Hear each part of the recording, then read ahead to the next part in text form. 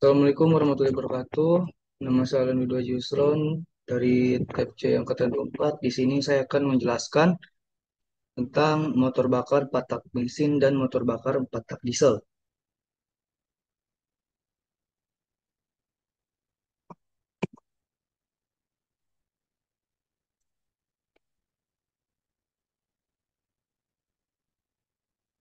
Di video ini pokok pembahasannya ada pengertian motor bakar 4 tak, motor bakar 4 tak bensin, prinsip kerja motor bakar 4 tak bensin, kelebihan motor bakar 4 tak bensin, kekurangan motor 4 tak bensin, komponen penting motor 4 tak bensin, motor bakar 4 tak diesel, prinsip kerja motor 4 tak diesel, kelebihan motor bakar 4 tak diesel, kekurangan motor bakar 4 tak diesel, komponen penting motor 4 tak bensin, dan contoh penggunaan motor bakar 4 tak bensin dan motor diesel dan contoh perhitungannya.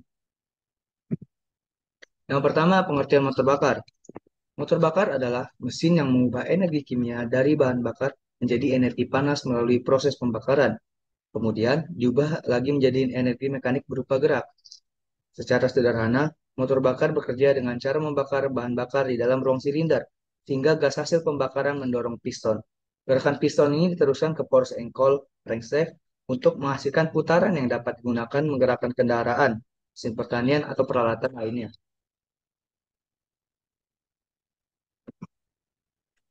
Nah, ini adalah motor bakar patak.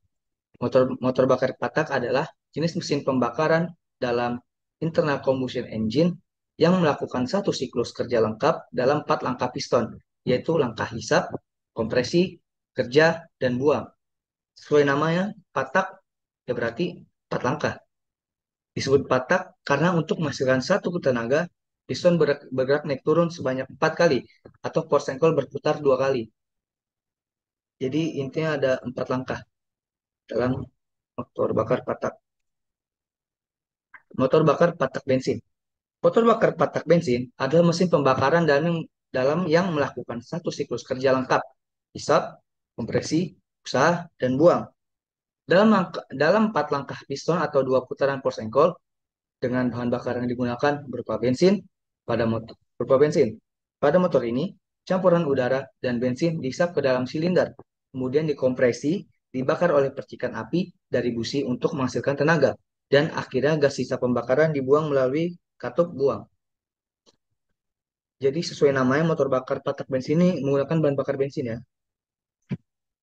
6. Prinsip kerjanya. Motor patak bensin bekerja berdasarkan 4 langkah utama piston di dalam silinder, yaitu hisap, kompresi, usaha, dan buang. Jadi sesuai namanya patak berarti 4 langkah. Dalam satu siklus lengkap, piston bergerak naik turun sebanyak 4 kali dan force ankle berputar 2 kali. Tujuan dari siklus ini adalah mengubah energi kimia dari bahan bakar bensin menjadi energi mekanik yang dapat menggerakkan kendaraan. Jadi kan bensin itu kan energi kimia ya. Jadi di dalam motor patak bensin ini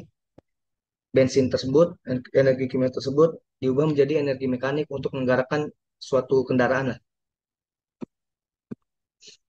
Nah, prinsip kerja ini. Yang pertama langkah hisap. Pada langkah hisap, katup masuk terbuka dan katup buang tertutup. Piston bergerak dari titik mati atas, yaitu TMA, ke titik mati bawah, TMB. Gerakan ini menyebabkan ruang silinder menjadi hampa, sehingga campuran udara dan bahan bakar bensin yang telah diatur oleh karburator atau sistem injeksi masuk ke dalam silinder. Nah, yang kedua, langkah kompresi. Setelah piston mencapai TMB atau titik mati bawah tadi, katup masuk, menutup, dan piston bergerak naik ke TMA. TMA itu titik mati atas. Campuran udara dan bahan bakar yang ada di dalam silinder dikompresi atau ditekan, sehingga suhunya naik dan tekanannya tinggi. Proses ini penting agar pembakaran nanti menjadi lebih efisien. Yang ketiga, langkah usaha atau tenaga. Ketika piston mencapai TMA, titik mati atas, busi memercikan bunga api. Api ini menyalakan campuran udara dan bensin sehingga terjadi ledakan atau pembakaran cepat. Tekanan hasil pembakaran mendorong piston turun ke TMB dengan kuat menghasilkan tenaga mekanik. Inilah langkah yang menghasilkan daya untuk menggerakkan kendaraan. Jadi langkah ini tujuan untuk menggerakkan kendaraan sesudah 2 langkah yang tadi. Selanjutnya, langkah buang. Setelah langkah tenaga selesai, katup buang terbuka dan piston bergerak naik ke tembe dari tembe ke tema.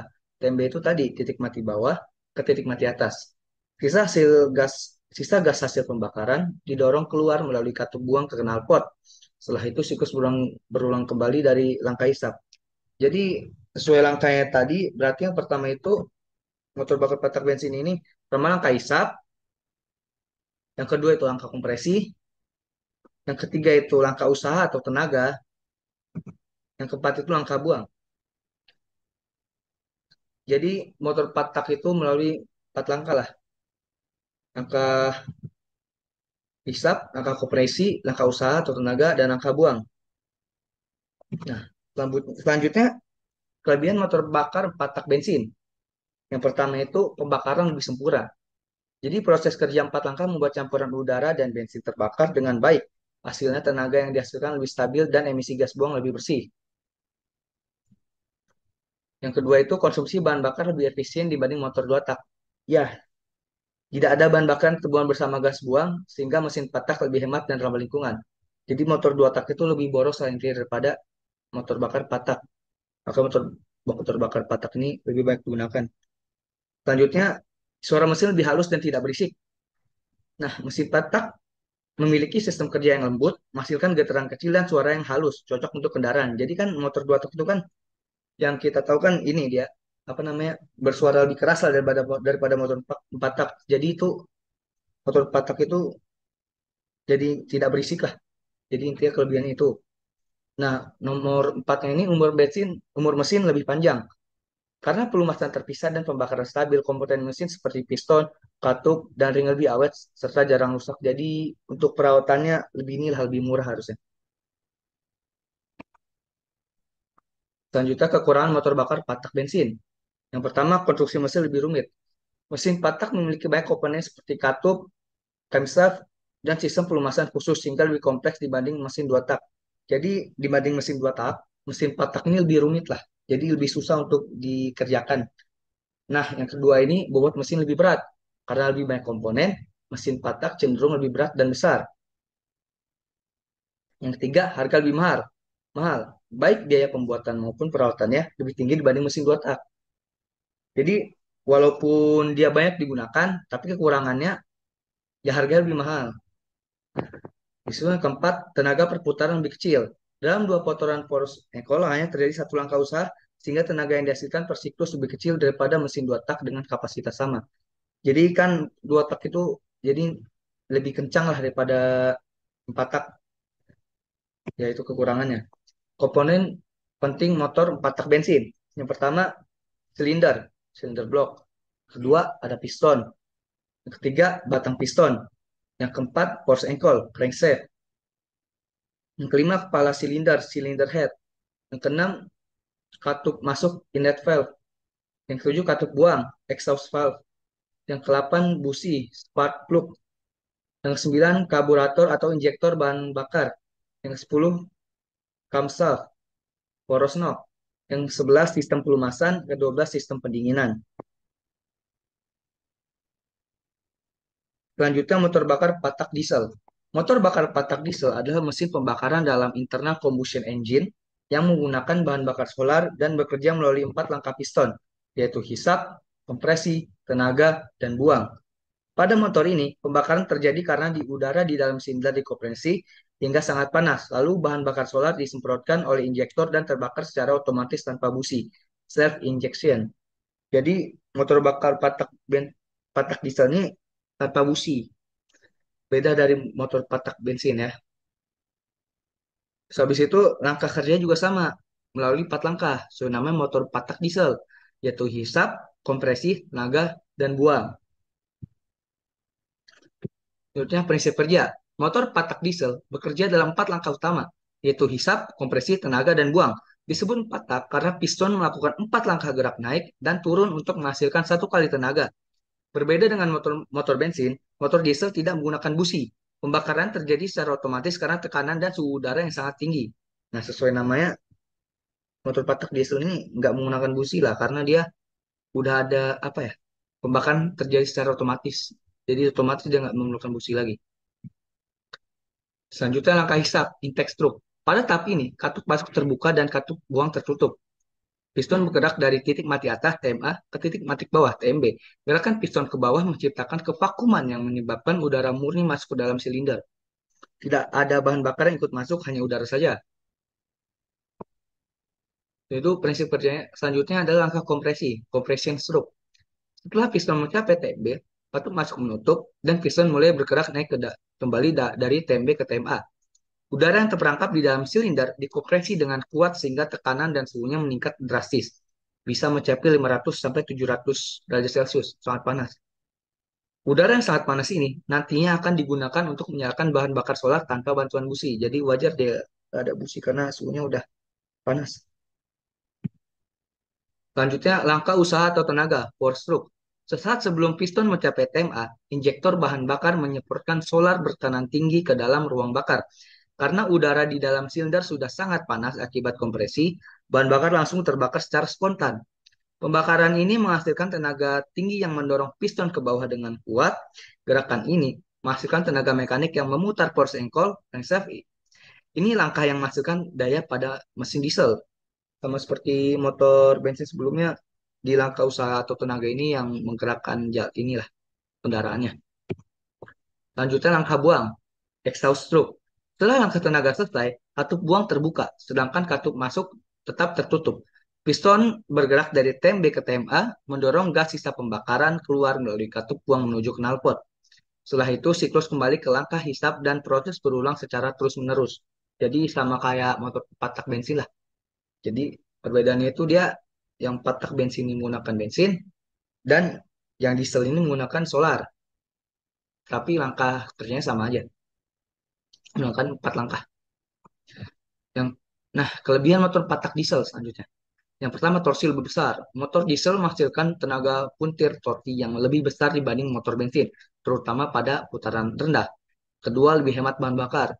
Efisiensi pembakaran tinggi karena perbandingan kompresinya besar. Ketiga, bahan bakar solar lebih murah dibanding bensin, sehingga biaya operasional lebih rendah. Ya, itu solar lebih murah jadi daripada bensin. Yang keempat, umur mesin lebih panjang karena konstruksinya komponen kuat untuk menahan tekanan tinggi. Yang kelima, tidak memerlukan sistem pengapian busi karena bahan bakar terbakar sendiri akibat suhu dan tekanan tinggi. Jadi dia inilah tidak perlu busi seperti motor patak bensin. Kekurangannya motor patak diesel. Yang pertama, harga mesin lebih mahal karena konstruksinya lebih kuat dan kompleks. Tentu, mengapa lebih mahal? Karena ini apa namanya konstruksinya lebih kuat dan kompleks. Jadi lebih mahal wajar lah. Yang kedua, bobot mesin lebih berat sehingga kurang cocok untuk kendaraan kecil. Yang ketiga, suara mesin lebih keras dan getarannya lebih besar saat bekerja. Yang keempat, perawatan lebih rumit, terutama pada sistem injeksi bahan bakar. Yang kelima, akselerasi lebih lambat karena putaran mesin RPM maksimalnya rendah. Komponen penting motor 4 tak diesel. Yang pertama, silinder blok. Yang kedua, piston. Yang ketiga, batang piston, connection rod. Yang keempat, force ankle. Yang kelima, kepala silinder. Yang keenam, katup masuk. Yang ketujuh, katup buang. Yang kedelapan, injektor bahan bakar. Kesembilan, pompa injeksi. Kesepuluh, camshaft. Yang 11 sistem pelumasan. Yang kedua belas sistem pendinginan. Contoh penggunaannya. Motor bensin biasa digunakan pada sepeda motor, mobil pribadi, dan peralatan ringan seperti genset kecil. Motor diesel digunakan untuk kendaraan berat seperti truk, bus, busway lah, kapal, traktor, alat berat, dan mesin industri. Jadi motor bensin ini buat yang lebih efisien lah. Kalau motor diesel ini buat membawa, biasa buat bawa barang berat lah, kayak ada mobil truk, mobil bis, kapal. Selanjutnya contoh perhitungannya. Diperoleh data buat mesin patak diesel ini, volume silinder 1,6 liter sama dengan 0,0016, 0,0016 meter kubik. Kedua, data ini torsi sama dengan 150 Nm. Nah, putarannya ini 5000 RPM. Nah, contoh perhitungan ini, omega sama dengan 2R dikali 5000 dibagi 60. Nah, didapatkan itu hasilnya 523,6 radian per second. Yang kedua ini PB-nya sama dengan T dikali omega sama dengan 150 dikali 523,6 hasil yang tadi diperoleh hasil 78,540 watt. Nah, disederhanakan lagi menjadi 78,5 kilowatt. Nah, ketika ini BM EP-nya sama dengan 4R kali T per VD sama dengan 4R kali 150 dibagi 0,0016 0,0016 sama dengan 11,78 bar. Nah, contoh perhitungan kedua. Mesin diesel 4 tak. Ya, data yang kita peroleh pertama itu volume silindernya sebenarnya 6,7 liter. Dijadiin ke meter sama dengan 0,0067 meter kubik. Torsinya itu 1200 Nm. Nah, putarannya itu sama dengan 1500 RPM. Perhitungannya, omega sama dengan 2R dikali 1500 dibagi 60. Didapatkan hasil 157,1 radian per second. Yang keduanya itu kita menghitung PB sama dengan 1200 dikali 157,1. Didapatkan hasil 188,520 watt. Nah, disederhanakan lagi hasilnya menjadi 188,5 kilowatt. Ketiga itu kita menghitung BMEP-nya sama dengan 4R sama dengan 1000 dikali 1200 dibagi 0,0067 sama dengan didapatkan hasil 22,5 bar. Jadi buat di mesin patak diesel didapatkan hasil itu BMP-nya itu 11,78 bar, PB-nya itu 78,5 kilowatt, dan omega-nya itu 523,6 radian per second. Dibuat di mesin diesel itu omega-nya itu didapatkan hasil 157,1 radian per second, PB-nya itu 188,5 kilowatt, dan BMEP-nya sama dengan 4R dikali 1200 dibagi 0,067 didapatkan hasil 22,5 bar. Saya akan menjelaskan motor bakar 2 tak bensin. Oh ya, NPM saya 2414071009. Di pokok pokok pembahasannya ada pengertian motor bakar 2 tak, pengertian motor bakar 2 tak bensin, sejarah singkat motor bakar 2 tak, jenis-jenis motor 2 tak, prinsip kerja motor 2 tak bensin, komponen utama motor 2 tak bensin, sistem pelumasan motor bakar 2 tak bensin, cara perawatan motor 2 tak bensin, aplikasi motor 2 tak bensin, perbandingan motor 2 tak bensin dan 4 tak bensin, contoh perhitungan, dan kesimpulan. Yang pertama, motor bakar 2 tak. Motor bakar 2 tak adalah jenis motor pembakaran dalam yang menyelesaikan satu siklus kerja hanya dalam dua langkah piston, yaitu satu langkah naik dan satu langkah turun. Dalam dua langkah ini, mesin sudah melakukan seluruh proses penting seperti pemasukan campuran bahan bakar dan udara, kompresi, pembakaran, ekspansi usaha, dan pembuangan gas sisa. Dengan kata lain, motor dua tak menghasilkan tenaga pada setiap satu putaran poros engkol, sehingga tenaganya lebih besar dibanding motor motor 4 tak dengan kapasitas mesin yang sama. Jadi motor 2 tak ini dia hanya mengalami dua siklus, ya. Sedangkan untuk motor bakar yang membedakan dia dengan motor bakar 4 tak, dia melakukan dua siklus, sedangkan 4 tak itu melakukan 4 siklus. Selanjutnya dia ini lebih bertenaga lah, lebih kencang maksudnya. Sehingga tenaga lebih besar dibanding motor 4 tak dengan kapasitas mesin yang sama. Selanjutnya motor bakar 2 tak bensin. Motor 2 tak bensin adalah jenis motor pembakaran dalam internal combustion engine yang menyelesaikan satu siklus kerja hanya dalam dua langkah piston, yaitu langkah naik dan langkah turun, atau disebut juga dua langkah kerja. Artinya, dalam dua gerakan piston, satu ke atas dan satu ke bawah, mesin sudah melakukan semua proses mulai dari pemasukan campuran bahan bakar, kompresi, pembakaran, ekspansi, usaha, hingga pembuangan gas sisa pembakaran. Selanjutnya, sejarah singkat motor bakar 2 tak. Konsep motor dua langkah pertama kali dikembangkan pada akhir abad ke-19.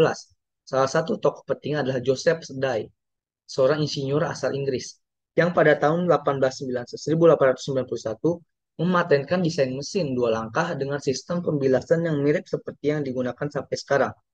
Kemudian, desain motor ini terus dikembangkan untuk aplikasi ringan, terutama pada sepeda motor dan mesin portable. Pada tahun 1950 sampai 1980-an, motor dua tak sangat populer di seluruh dunia, termasuk Indonesia, karena mudah dirawat, bertenaga, dan murah. Namun seiring meningkatnya kesadaran terhadap lingkungan, motor dua tak mulai tergeser oleh motor empat tak yang lebih efisien dan ramah lingkungan.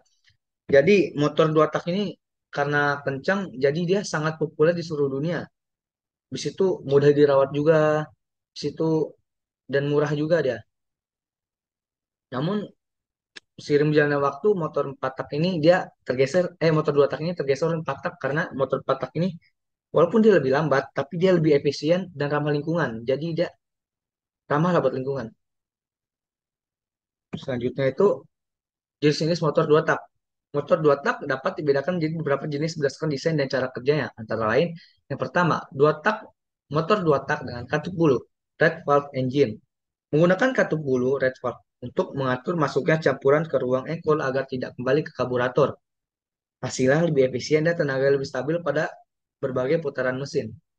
Yang kedua, motor dua tak dengan katup putar, rotary valve engine. Menggunakan cakram logam yang berputar di force engkol untuk mengatur aliran bahan bakar. Biasanya digunakan pada motor balap karena responnya gasnya cepat. Yang ketiga, motor dua tak tanpa katup, piston port engine. Tidak memakai katup, tetapi luang port langsung dikendalikan oleh gerakan piston. Desainnya sederhana, banyak digunakan pada mesin gergaji dan sepeda motor kecil. Jadi karena motor dua tak ini kencang ya, jadi dia inilah sering dipakai dibuat balapan lah.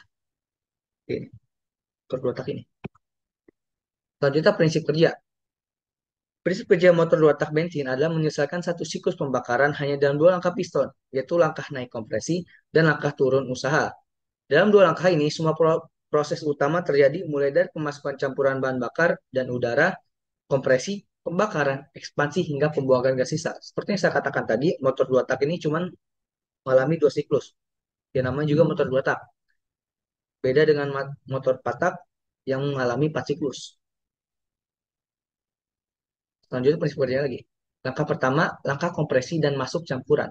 Saat piston bergerak dari titik mati bawah, TMB, ke titik mati atas, TMA, ruang di atas piston mengecil, menyebabkan campuran udara dan bensin yang ada di ruang pembakaran tertekan. Pada saat yang sama, gerakan piston ke atas menciptakan ruang kosong di bawah piston, di ruang engkol, sehingga campuran baru bahan bakar dan udara dari karburator masuk ke ruang engkol melalui katup masuk, biasanya berupa red valve dan atau katup balu, katup bulu. Selanjutnya, langkah keduanya itu langkah usaha dan buang. Ketika piston mencapai TMA, titik mati atas, busi mematikan api dan membakar campuran udara bahan bakar yang terkompresi, sehingga terjadi ledakan yang mendorong piston turun. Gerakan turun ini menghasilkan tenaga, langkah usaha. Saat piston turun, saluran buang terbuka untuk mengeluarkan gas sisa, pembakaran dan saluran bilas terbuka agar campuran baru dari ruang bilas masuk ke ruang bakar. Proses ini terus berulang setiap dua langkah piston naik dan turun. Jadi dua langkah ini dia berulang-berulang lah, naik dan turun motor dua tak ini. Itu tentang proses cara nyisinya, yang pertama itu campuran udara dan bensin masuk ke ruang engkol. Kedua, piston naik, campuran di ruang bakar terkompresi, campuran baru masuk ke engkol. Yang ketiga, busi menyala, bakaran, piston terdorong ke bawah. Yang keempat, piston turun, gas buang keluar, campuran baru naik ke ruang bakar. Yang kelima, proses berulang terus setiap dua langkah piston. Selanjutnya, komponen utama motor dua tak bensin. Yang pertama itu silinder blok. Silinder itu tempat piston bergerak naik turun dan ruang tempat terjadinya pembakaran. Yang kedua itu piston dan ring piston. Piston itu berfungsi mengubah tekanan gas hasil pembakaran menjadi gerakan mekanik. Ring piston menjaga kompresi dan mencegah kebocoran gas. Ketiga itu force ankle, crankshaft, yaitu mengubah gerak naik turun piston menjadi gerak putar. Yang keempat, ruang ankle, crankcase, berfungsi sebagai ruang penampung sementara campuran bahan bakar udara sebelum masuk ke ruang bakar. Yang kelima itu saluran masuk, inlet port, yaitu jarum masuknya campuran bahan bakar dan udara dari karburator ke ruang engkol. Yang keenam itu saluran bilas, transfer port, yaitu menyalurkan campuran dari ruang engkol ke ruang bakar. Yang ketujuh itu saluran buang, exhaust port, tempat keluarnya gas sisa pembakaran knalpot. Yang ke-8 itu karburator, yaitu mencampurkan bensin dengan udara dalam perbandingan tertentu sebelum masuk ke mesin. Yang 9 itu busi, spark plug. Itu menghasilkan percikan api untuk membakar campuran bahan bakar dan udara. Jadi busi ini menghasilkan percikan api ya. Yang 10 ini sistem pelumasan. Pada motor 2 tak, oli pelumas dicampur dengan bensin biasanya dengan rasio 1:25 atau 1:50.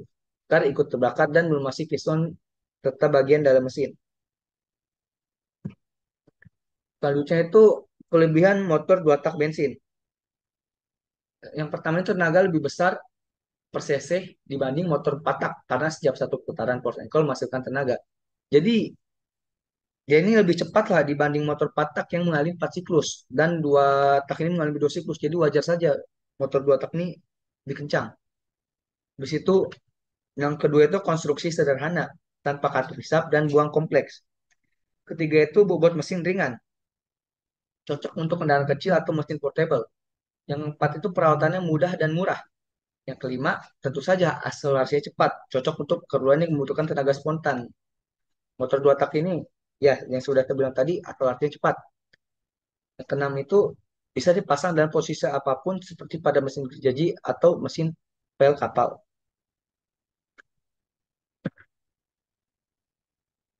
Nah, kekurangan ya. Kekurangan motor motor 2 tak bensin. Yang pertama itu konsumsi bahan bakar lebih boros. Karena sebagian campuran bahan bakar terbuang bersama gas buang. Ya, tentu saja lebih boros karena motor 2 tak itu hanya mengalami 2 siklus. Jadi dia itu lebih cepat, tapi dia lebih boros lah buat bahan bakarnya. Yang kedua itu menghasilkan asap dan polusi tinggi akibat pembakaran oli pelumas. Jadi walaupun dia kencang, kekurangan dia itu asap itu banyak rata-rata seperti motor Air King. Dan dia itu tidak ramah lingkungan lah. Dia itu polusinya tinggi. Yang ketiga itu oli ikut terbakar sehingga lebih sering mengganti pelumas. Yang keempat itu umur mesin lebih pendek karena pelumasan kurang efisien. Jadi karena umur mesinnya lebih pendek, jadi wajar sekarang itu banyak yang patah mungkin. Yang kelima itu kebisingan lebih tinggi. Ya motor 2 tak itu walaupun dia kencang, makanya dia kencang karena setelah kencang itu dia bisingan lebih tinggi lah. Jadi walaupun kencang itu dia berisik dibanding motor 4 tak. Yang keenam itu sulit memenuhi standar emisi modern sehingga banyak negara melarang produksi untuk kendaraan baru. Yang selanjutnya itu sistem pelumasan. Motor 2 tak bensin menggunakan sistem pelumasan campur, mixing lubrication. Oli mesin dicampurkan langsung dengan bahan bakar bensin dengan perbandingan tertentu, biasanya 1:25 sampai 1:50 tergantung rekomendasi pabrikan. Campuran ini ikut terbakar di ruang bakar sehingga oli melumasi bagian piston, silinder, dan proses engkol sebelum terbakar. Karena oli ikut terbakar, motor 2 tak mengeluarkan asap putih dari knalpot dan menimbulkan bau khas. Jadi pas misalnya wrecking lewat itu kan jadi ada kayak bau-baunya gitu kan, bau khasnya gitu baunya. Beberapa versi modern menggunakan sistem oli terpisah, auto loop, yang otomatis mencampur oli sesuai kebutuhan mesin tanpa harus mencampurkan manual ke dalam tangki bahan bakar. Itu cara perawatan motor 2 tak bensin. Yang pertama itu gunakan oli samping berkualitas baik agar pelumasan optimal. Jangan oli yang abal-abal, nanti cepat rusak. Kedua itu bersihkan karburator secara berkala agar campuran udara dan bensin tetap ideal. Tiga itu periksa dan bersihkan busi karena sering tertutup kerak akibat oli terbakar. Yang keempat itu gunakan bahan bakar dengan oktan sesuai rekomendasi biasanya minimal RON 90. Jadi motor 2 tak ini jangan pakai inilah di bawah RON 90 kayak premium. Jadi pertama bisa turunnya kan 92 pertama. Itu cek saluran knalpot karena sering tertumpuk karbon akibat pembakaran oli. Pastikan penyalaan busi tepat waktu agar pembakaran sempurna dan tenaga optimal. Selanjutnya itu aplikasi motor 2 tak bensin, yaitu sepeda motor kecil seperti model lama Yamaha R King 7 Satgas 20R dan Kawasaki Ninja 150. Mesin potong rumput, chainsaw, dan pompa air portable. Motor tempel pada perahu nelayan, mesin alat pertanian ringan seperti semprotan hama dan pemotong padi. Kelebihan rasio tenaga berat menjadikannya sangat ideal untuk alat yang membutuhkan tenaga besar tapi tetap ringan. Selanjutnya perbandingan motor 2 tak dan patak bensin. Motor dua tak menghasilkan satu tenaga dalam setiap putaran force and coil. Sedangkan motor empat tak tak membutuhkan dua putaran untuk menghasilkan satu tenaga. Karena itu motor dua tak memiliki tenaga yang lebih besar untuk ukuran mesin yang sama. Namun, konsumsi bahan bakar motor dua tak lebih boros karena sebagian bahan bakar ikut terbuang saat proses bilas. Dari sisi pelumasan, motor dua tak mencampur oli dengan bensin, sementara motor empat tak memiliki sistem pelumasan terpisah yang lebih efisien dan ramah lingkungan. Selanjutnya, gas buang motor dua tak juga lebih kotor dan menghasilkan asap sehingga motor empat tak lebih bersih. Jadi motor dua tak unggul dalam hal tenaga dan praktisan, sedangkan motor empat tak unggul dalam hal efisien, daya tahan, dan ramah lingkungan. Motor empat tak ini intinya ramah lingkungan walaupun dia kecepatannya kurang. Sedangkan dua tak ini dia memang cepat tapi dia tidak ramah lingkungan. Jadi buat ya lebih efisien buat kecepatan ya dua tak, untuk ramah lingkungan yang empat tak. Selanjutnya kesimpulan. Secara keseluruhan, motor bakar dua tak bensin adalah contoh desain mesin yang efisien dalam kesederhanaan. Walaupun kini tergeser oleh mesin empat tak, motor dua tak tetap memiliki tempat tersendiri di hati para penggemar otomotif. Suara yang khas, akselerasinya yang cepat, dan tenaga spontan menjadikannya mesin legendaris di dunia motor. Jadi kayak di inilah apa namanya di motor GP itu kan banyak yang apa namanya bukan banyak sih pasti pakai dua tak kan. Nah, berikutnya contoh perhitungannya. Pertama itu VH sama dengan Pi per 4 kali D kuadrat dikali S. Keterangannya itu VH sama dengan volume langkah cm kubik. Yang yang kedua itu D sama dengan diameter silinder cm. Yang ketiga itu S sama dengan panjang langkah piston cm. Pi-nya itu dipakai 3,14. Contoh jika diameter silinder 5 cm dan langkah piston 5 cm, PH sama dengan 3,14 dibagi 4 dikali 5 pangkat 2 kali 5 sama dengan 90, didapatkan hasil 98,1 cm kubik sama dengan 998 cc. Yang kedua itu contoh perhitungan itu VP sama dengan 2 kali S kali N per 60. Keterangannya itu VP ini kecepatan piston meter per second, S ini panjang langkah piston meter M, N ini putaran mesin RPM. Contohnya itu langkah piston 5 cm diubah menjadi meter 0,05 cm dan putaran 6000 RPM. Jadi PP sama dengan 2 kali 0,05 kali 6000 dibagi 60. Nah, didapatkan hasilnya ini sama dengan 10 meter per second. Terima kasih. Yang ketiga, penyaluran bahan bakar metode bensin injeksi, bensin karburator, diesel atau solar, sistem common rail, diesel gas pump. Di pokok pembahasannya ada pendahuluan, pengertian penyaluran bensin karburator, komponen utama karburator, prinsip kerja karburator, kelebihan dan kekurangan karburator, pengertian penyaluran bensin injeksi, komponen utama injeksi, prinsip kerja injeksi, kelebihan dan kekurangan injeksi, pengertian penyaluran diesel bus pump, komponen utama bus pump, prinsip kerja bus pump, kelebihan dan kekurangan bus pump, pengertian penyaluran diesel common rail, komponen utama common rail, prinsip kerja common rail, kelebihan dan kekurangan common rail, kesimpulan dan contoh perhitungannya. Yang pertama, pendahuluan. Sistem penyaluran bahan bakar berfungsi untuk menyediakan bahan bakar ke ruang bakar bensin dengan jumlah, tekanan, dan waktu yang tepat agar proses pembakaran dapat berlangsung efisien. Secara umum, ada 4 metode utama.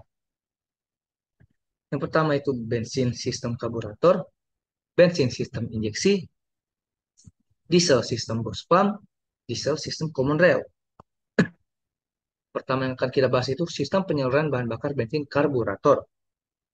Sistem karburator adalah suatu sistem pada mesin bensin motor bakar jenis spark ignition engine yang berfungsi untuk mencampurkan bahan bakar dan udara dalam perbandingan tertentu, sehingga menghasilkan campuran homogen yang siap dibakar di dalam ruang bakar silinder. Karburator bekerja berdasarkan prinsip perbedaan tekanan udara, di mana udara yang mengalir cepat melalui saluran venturi menyebabkan tekanan di sekitarnya menurun. Efek venturi. Penurunan tekanan ini menghisap bahan bakar dari ruang pelampung melalui spuyer atau nozzle, sehingga bahan bakar keluar dalam bentuk kabut halus dan bercampur dengan udara. Jadi karburator ini ya digunakan pada mesin bensin ya. Selanjutnya itu komponen utamanya. Yang pertama itu ada tangki bahan bakar untuk tempat menyimpan bensin. Yang kedua, pompa bensin untuk mengalirkan bensin ke karburator. Yang ketiga, karburator, yaitu mencampurkan udara dan bahan bakar. Yang keempat, filter udara. Kegunaannya untuk menyalir udara masuk. Yang kelima, intake manifold. Kegunaannya untuk menyalurkan campuran udara bahan bakar ke silinder. Prinsip kerja. Prinsip kerja dari karburator. Yang pertama, saat mesin dihidupkan, udara masuk melalui filter udara.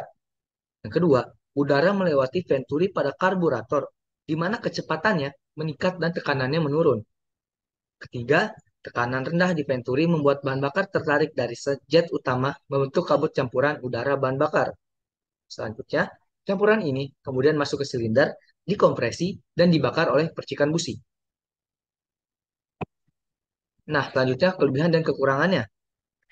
Kelebihannya yaitu strukturnya sederhana, mudah diperbaiki, dan disetel. Selanjutnya, biaya perawatannya murah. Nah, selanjutnya kekurangannya. Kurangannya, ukuran karburator, pertama, konsumsi bahan bakar boros. Yang kedua, campuran udara dan bahan bakar tidak selalu presisi. Selanjutnya, kurang ramah lingkungan. Nah, jadi karburator ini kurang ramah lingkungan ya. Campuran udara dan bahan bakar tidak selalu presisi. Jadi, itu. Dan konsumsi bahan bakar juga lebih boros. Selanjutnya adalah sistem penyaluran bahan bakar bensin injeksi. Sistem injeksi bahan bakar adalah sistem pada mesin kendaraan yang berfungsi untuk menyemprotkan bahan bakar langsung ke dalam ruang bakar atau saluran masuk intake manifold dalam jumlah dan waktu yang sangat tepat dengan menggunakan tekanan tinggi dan sistem kontrol elektronik. Berbeda dengan karburator yang bekerja berdasarkan perbedaan tekanan udara, sistem injeksi menggunakan pompa bahan bakar bertekanan tinggi dan injektor nozzle yang dikontrol secara elektronik untuk mengatur volume, tekanan, dan waktu penyemprotan bahan bakar sesuai kebutuhan mesin.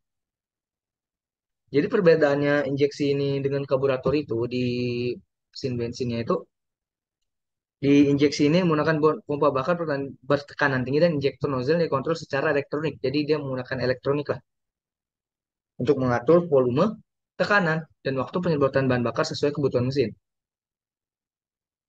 Komponen utamanya yaitu ada tangki bahan bakar dan pompa elektrik.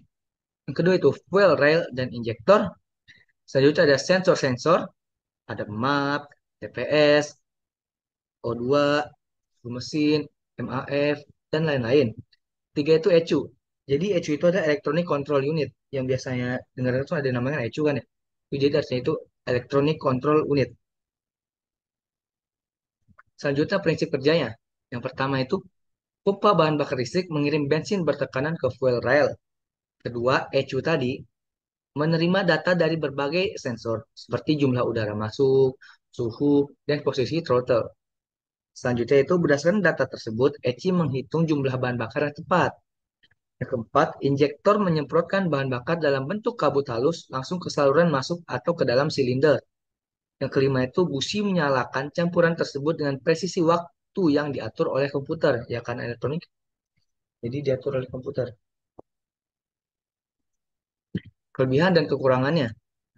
Kelebihannya itu yang pertama adalah efisiensi bahan bakarnya tinggi, emisi gas buang lebih rendah, tenaga mesin lebih responsif, perawatan sistematis, dan jarang macet.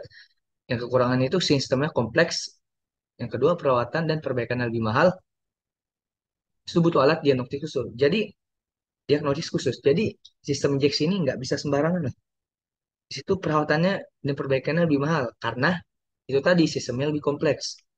Makanya juga karena sistemnya lebih kompleks, butuh alat diagnosis khusus. Jadi nggak boleh sembarangan.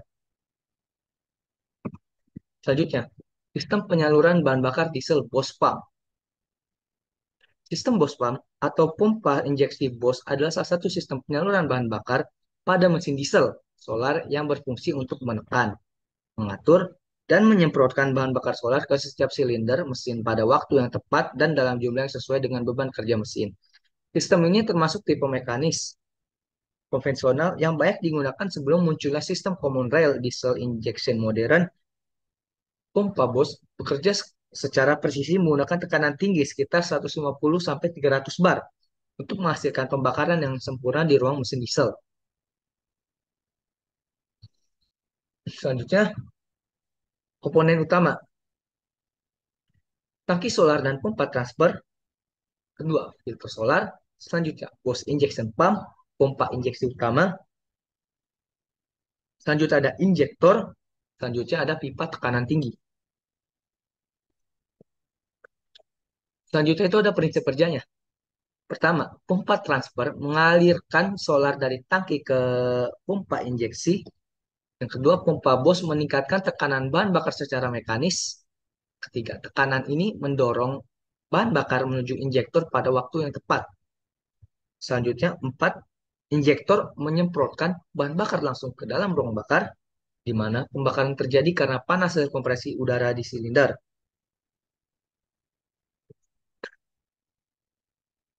Selanjutnya, kelebihan dan kekurangannya. Yang pertama, kelebihan. Kelebihannya itu tahan lama dan kuat, tidak memerlukan sistem elektronik kompleks, cocok untuk kendaraan kerja berat. Kekurangannya, tekanan bahan bakar lebih rendah dibanding sistem modern, efisiensi pembakaran lebih rendah, emisi lebih tinggi, dan suara mesin lebih kasar. Jadi, injeksi tadi, apa nah sih injeksi? Bos pump tadi itu punya kelebihan ya. Pertama itu tahan lama dan kuat, tentu saja.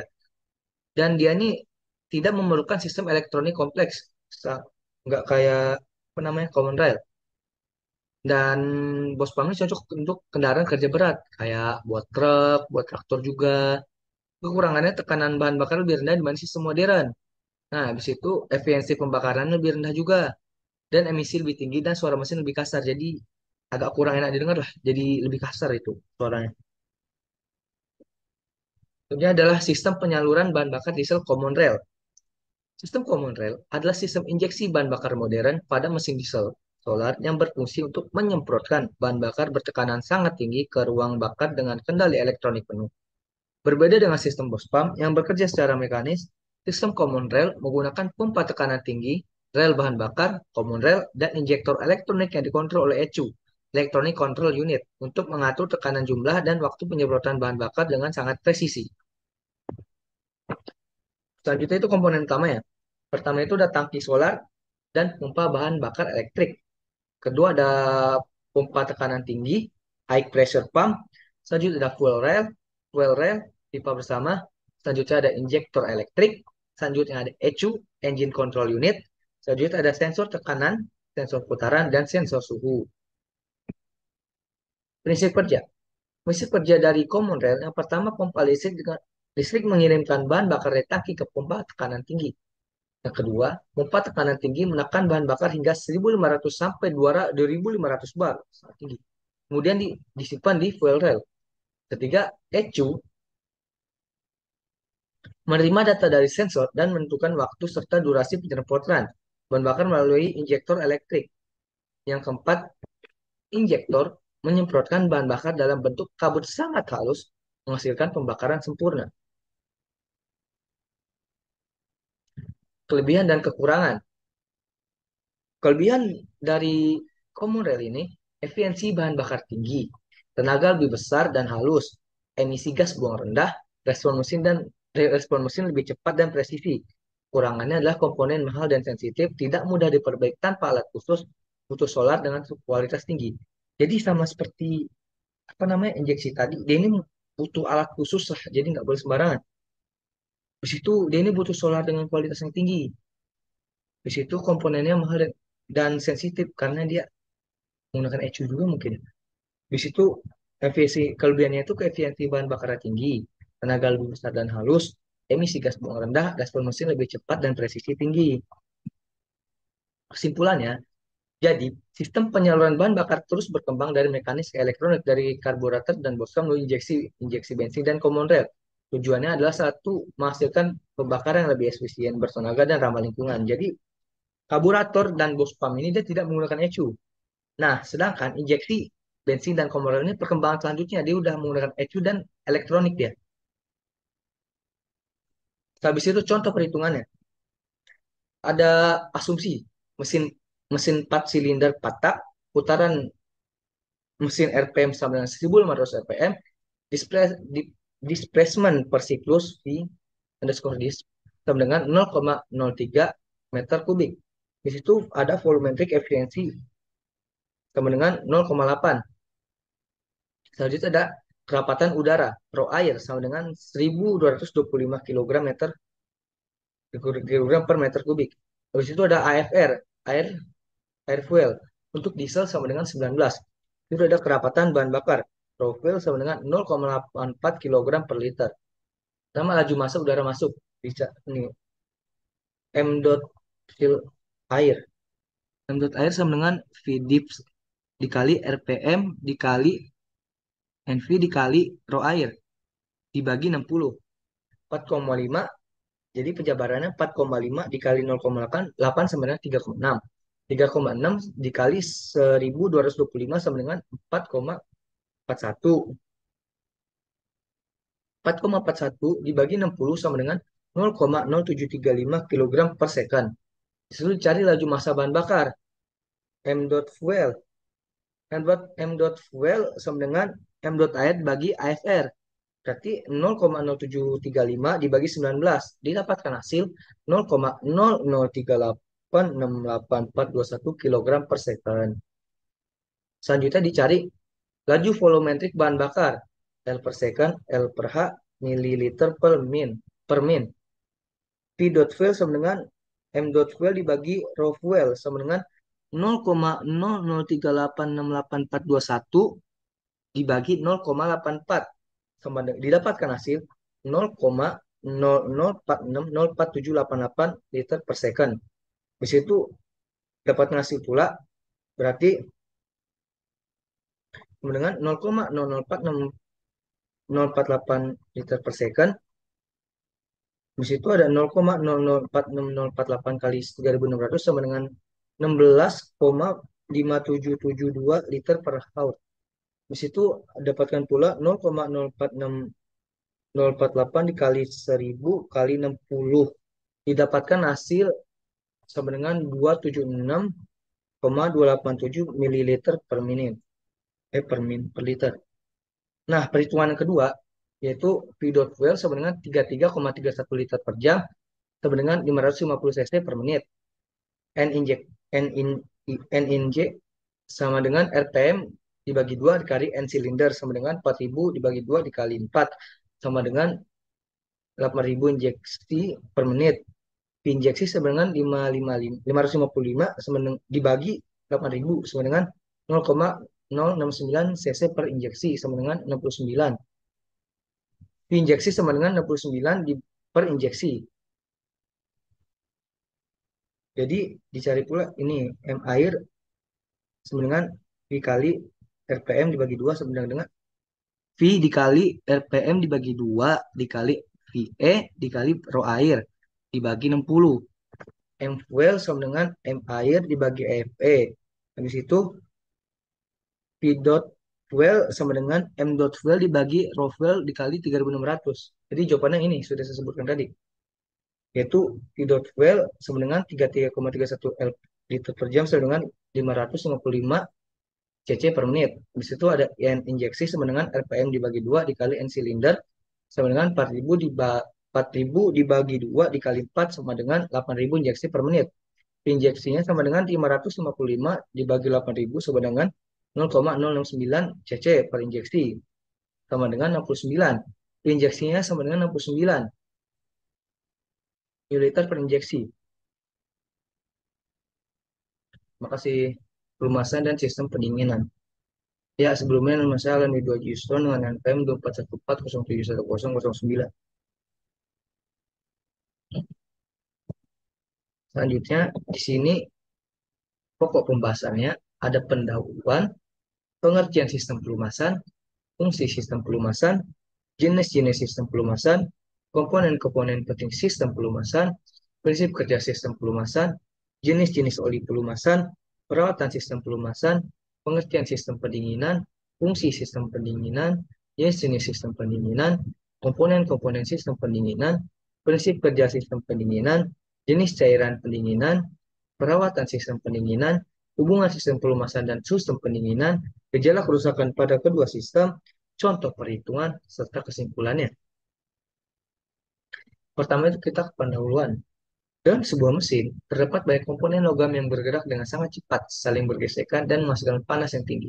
Tanpa ada sistem pelumasan dan sistem pendinginan, mesin akan cepat rusak karena aus, macet, atau bahkan meleleh akibat suhu ekstrim. Oleh karena itu, kedua sistem ini memiliki peran penting untuk menjaga keawetan, efisiensi, dan kinerja mesin. Sistem pelumasan bertugas mengurangi gesekan antar komponen, sementara sistem pendinginan berfungsi mengatur suhu kerja mesin agar tetap ideal. Kombinasi keduanya menciptakan kondisi kerja mesin yang stabil, efisien, dan tahan lama. Selanjutnya, sistem pelumasan. Dalam sebuah mesin, terdapat banyak komponen logam yang bergerak dengan sangat cepat, saling bergesekan, dan menghasilkan panas yang tinggi. Tanpa ada sistem pelumasan dan sistem pendinginan, mesin akan cepat rusak karena aus, macet, atau bahkan meleleh akibat suhu ekstrim. Oleh karena itu, kedua sistem ini memiliki peran penting untuk menjaga keawetan, efisiensi, dan kinerja mesin. Sistem pelumasan bertugas mengurangi gesekan antar komponen, sementara sistem pendinginan berfungsi mengatur suhu kerja mesin agar tetap ideal. Kombinasi kedua menciptakan kondisi kerja mesin yang stabil, efisien, dan tahan lama. Fungsi sistem pelumasan yang pertama untuk mengurangi gesekan antar komponen logam yang bergerak. Kedua, mendinginkan bagian-bagian mesin dari panas akibat gesekan, membersihkan kotoran seperti sprayan logam dan karbon sisa pembakaran, menutup celah kecil antar piston dan silinder akan agar tekanan kompresi tidak bocor. Yang kelima, melindungi dari karat akibat kelembapan dan udara, karena menjadi bantalan cushion bagi bagian-bagian yang menerima beban tinggi. Bagi kepelumasan tadi, itu kayak seperti contohnya seperti oli tadi, oli kan, sepelumasan. Jadi itu melumas mesin lah jadi ya. Agar mengurangi gesekan pada mesin, jadi mesin tidak cepat rusak. Selanjutnya, jenis-jenis sistem pelumasan. Pertama ada sistem pelumasan persik, percik plus lubrication system. Yaitu pada sistem ini, pelumasan dilakukan dengan memercikan oli ke bagian-bagian mesin. Ujung batang penghubung connecting rod dilengkapi sendok kecil yang menciduk oli dari bak oli, oli sum, dan memercikannya ke bagian yang bergerak. Sistem ini sederhana dan sering digunakan pada mesin kecil seperti motor dua tak dan mesin bensin kecil. Yang kedua, ada sistem pelumasan tekanan, pressure lubrication system. Oli dipompa oleh pompa oli dan dialirkan ke seluruh bagian mesin dengan tekanan tertentu melalui saluran khusus. Sistem ini lebih kompleks namun lebih efisien dan merata. Biasanya digunakan pada mesin mobil dan motor patah. Jenis-jenis sistem pelumasan. Selanjutnya ada sistem kombinasi. Combination lubrication system. Sistem ini merupakan gabungan antara sistem percik dan tekanan. Beberapa bagian mendapatkan oli melalui semprotan tekanan, sementara bagian lain cukup melalui percikan. Ini umumnya digunakan pada mesin bensin modern. Jadi di apa namanya sistem pelumasan percik ini sering digunakan pada mesin kecil seperti motor dua tak dan mesin bensin kecil. Nah, sedangkan yang pelumasan tekanan ini digunakan pada mesin mobil dan motor patak. Nah, kalau sistem kombinasi kan gabungan ya. Jadi ini umum digunakan pada mesin bensin modern. Selanjutnya ada komponen-komponen penting sistem pelumasan. Pertama, ada bak oli, oil pan atau sump, tempat menampung oli sebelum disedot oleh pompa. Kedua, ada pompa oli, oil pump, berfungsi menghisap dan menekan oli agar mengalir ke seluruh bagian mesin. Ketiga, ada saringan oli, oil filter, menyaring kotoran, gunanya untuk menyaring kotoran, debu, dan logam halus agar oli tetap bersih. Yang keempat, katup pelepas tekanan, relief valve, untuk mengatur tekanan oli agar tidak terlalu tinggi. Kelima, ada saluran oli, oil gallery, jalur-jalur oli yang mengalir ke bagian mesin. Keenam, ada pressure gauge atau lampu indikator oli, fungsinya untuk memberikan informasi tekanan oli ke pengemudi. Selanjutnya ada prinsip kerja sistem pelumasan. Yang pertama itu pompa oli menyedot oli dari bak oli. Kedua ada yang selanjutnya ada oli mesin ditekan menuju saringan oli untuk dibersihkan dari kotoran. Selanjutnya setelah bersih, oli dialirkan melalui saluran oli ke berbagai komponen. Komponen mesin seperti bantalan poros engkol, poros lock, dan dinding silinder. Selanjutnya, sebagian oli akan kembali menetes ke bak oli dan proses ini terus berulang-ulang selama mesin bekerja. Jadi selama mesin bekerja ini dari proses pompa oli menyedot oli dari bak oli, selanjutnya oli kemudian ditekan menuju saliran oli. Habis itu setelah bersih itu oli dialirkan melalui saluran oli ke berbagai komponen mesin seperti bantalan poros engkol, poros nok, dan dinding silinder itu prosesnya berulang-ulang. Itu jenis-jenis oli pelumas. Pertama, oli pelumas dibedakan berdasarkan viskositas. Viskositas itu kekentalan dan jenis bahan pembuatannya, yaitu pertama oli mineral. Dia itu terbuat dari minyak bumi. Harganya murah, tapi mudah teroksidasi pada suhu tinggi. Kedua itu oli sintetik. Dibuat dari bahan kimia murni, tahan panas, dan melindungi mesin lebih baik. Kedua itu ada oli semi sintetik, yaitu campuran antara mineral dan sintetik menjadi pilihan paling umum untuk kendaraan sehari-hari. Selain itu, oli juga memiliki kode SAE, Society of Automatic Engineer, seperti SAE Watt 40 yang menunjukkan tingkat kekentalan pada suhu dingin dan panas. Perawatan sistem kelumasan. Jadi perawatan itu direkomendasikan untuk ganti oli sesuai jadwal. Jadi biasanya setiap 2.000 sampai 5.000 kilometer. Jadi gantilah oli sesuai jadwal lah. Jadi jangan kalau udah lewat jadwal seharusnya cepat-cepat diganti. Kalau enggak dia motor kendaraan kalian itu bakal berasap. Jadi selanjutnya periksa level oli dengan dipstick secara berkala. Selanjutnya ganti filter oli setiap 2 kali penggantian oli atau sesuai rekomendasi. Jadi filter oli itu jangan nggak diganti-ganti ya guys.